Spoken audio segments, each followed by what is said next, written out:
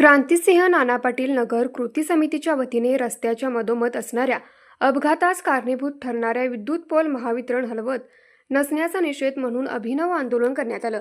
काही दिवसापूर्वी कसबा पावडा येथे एका तरुणाचा रस्त्यामधून असणाऱ्या विद्युत पोलला धडकून अपघाती मृत्यू झाला होता।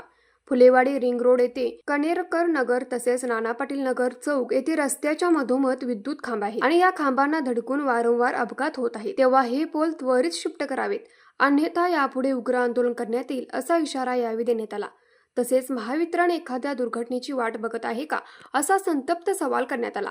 यावेळी विद्युत खांबास हार घालून तसेच पुष्प अर्पण करून त्याची पूजा करण्यात आली। वाचवले वाचव विद्युत देवा आम्हाला वाचव अशा प्रकारच्या घोषणा देण्यात आल्या। यावेळी माजी नगरसेवक ॲडव्होकेट अमोल माने, समरजित जगदाळे, कुमार चौगुले, प्रीतम जाधव, अशोक माळवी, प्रज्योत पाटील, मंगेश कुलकर्णी, रणजित काटकर, सनी वनारसे, अमर सरनाईक आदी उपस्थित होते। न्यूज मराठी 24 कोल्हापूर।